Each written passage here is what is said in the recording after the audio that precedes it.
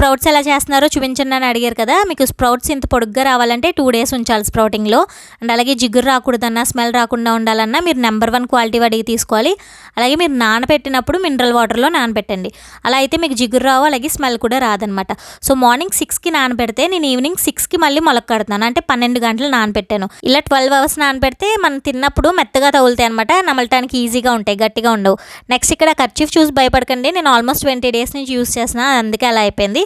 ఇక్కడ నేను white kerchief use చేస్తున్నా. మోస్ట్లీ ఇదే ప్రిఫర్ చేయండి. కలర్స్ అయితే కెమికల్స్ ఉంటాయి కాబట్టి ఇక్కడ 2 or 3 కొనుక్కుంటే బెటర్. మనం ఎందుకంటే రోజు కడుతూ ఉంటాం కాబట్టి ఆల్టర్నేట్గా ఇంకొకటి పెట్టుకోవడం బెటర్ ఎక్స్ట్రా. ఇప్పుడు 12 hours నానబెట్టిన స్ప్రౌట్స్ని అలా నాప్కిన్ తడిపేసి దాంట్లో వేసి మూట కట్టేయడమే. సో మూట కట్టినప్పుడు టైట్గా కట్టేయాలన్నమాట. ఏ మాత్రం కొంచెం కూడా చెమ్మ ఉండకూడదు. కొంచెం వాటర్ ఉన్నా సరే మీకు జిగురు వచ్చేస్తుంది. సో వాటర్ లేకుండా టైట్గా కట్టేసి ఒక బాక్స్లో పెట్టి చిల్లులు మూత ఉంటుంది చూడండి, మనం అన్నం వార్చుకునేది, అది పెట్టినా పర్వాలేదు. నార్మల్ ప్లేట్ అయినా కొంచెం గాలి తగిలేలా పెడితే సరిపోతుంది అనమాట.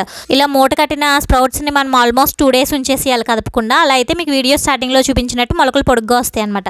సో ఇలా గాలి తగిలేలా ఒక ప్లేట్ పెట్టుకోవాలి. నెక్స్ట్ ఇంకొక మెథడ్ ఏంటంటే సేమ్ ఇలా నానబెట్టిన వాటిని ఇలా స్టైనర్లోకి తీసేసుకోవడమే. తర్వాత ఒక బౌల్లో ఫిల్టర్ వాటర్ పోసి ఆ బౌల్ మీద స్టైనర్ పెట్టేసి మూత పెట్టాడనమాట. 2 days తర్వాత ఇలా స్ప్రౌట్స్ వస్తాయి. సో నాకు స్ప్రౌట్స్ ఫస్ట్ మెథడ్లోనే బాగా వస్తున్నాయి అనిపిస్తుంది. కొంచెం ఫస్ట్ మెథడ్ ఏంటంటే పని ఎక్కువ ఉంటుంది అనమాట.